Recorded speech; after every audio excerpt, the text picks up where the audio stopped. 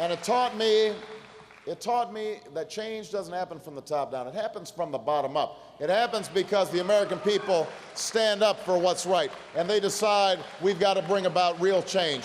And they come together. They become unified. See, we are a decent, generous people. We are willing to work hard and sacrifice for future generations. But sometimes we get divided.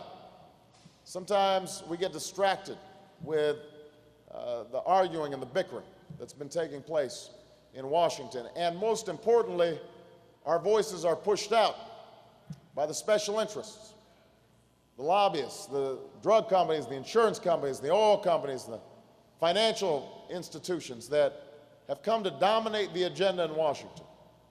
But what I've been convinced of is that if we could come together, black, white, Hispanic, Asian, Native American, young, old, rich, poor,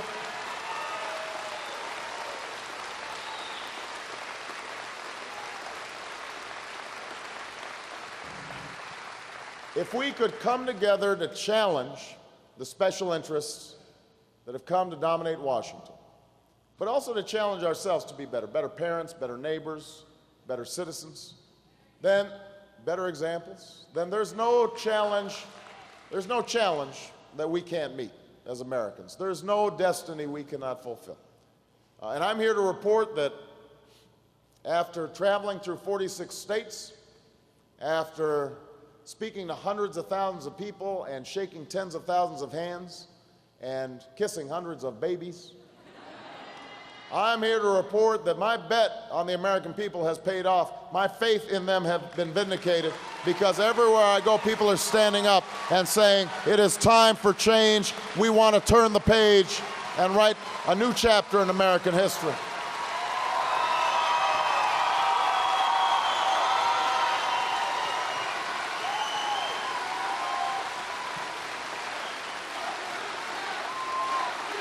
Yes, we can.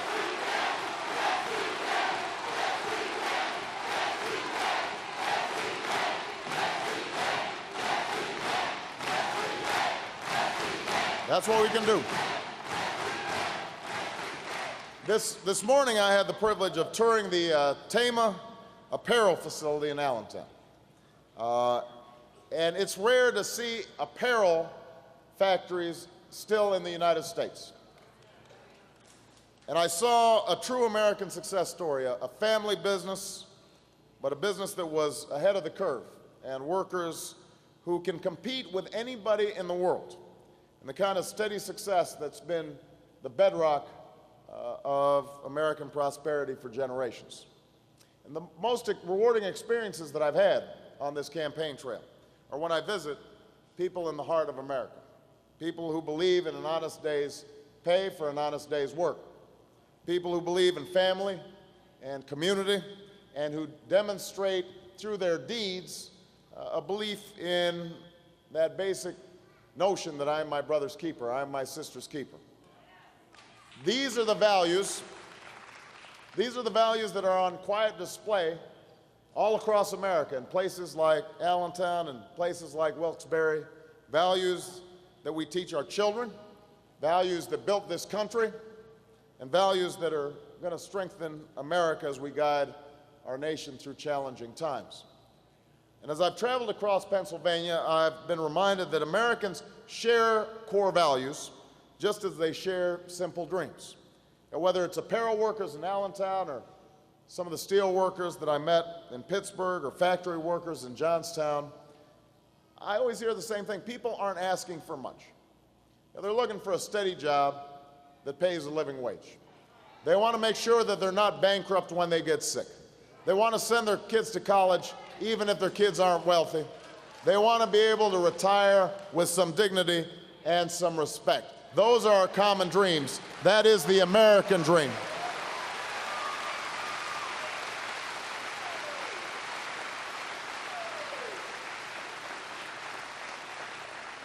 But I think all of us have come to worry that that dream may be slipping away in the 21st century. All across the country, in cities and towns, regardless of race, regardless of religion, there aren't enough success stories like Tama's.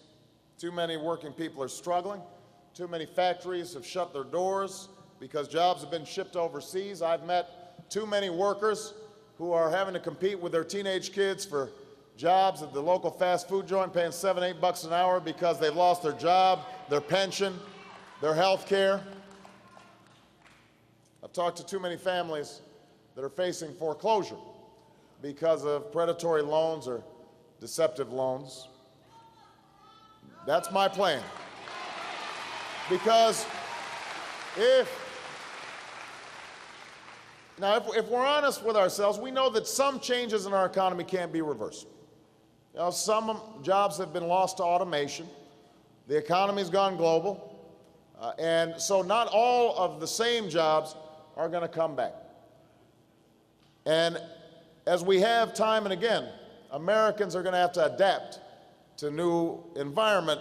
But keep in mind that not all of the challenges that we face can be chalked up to the workings of the marketplace. Some of it has to do with the fact that people in positions of power have made decisions that are not good for the American people. A lot of it has to do with the fact that special interests have come to dominate the agenda, and they have been thinking about themselves, and they have not been thinking about you, the American people. Your voices have not been heard.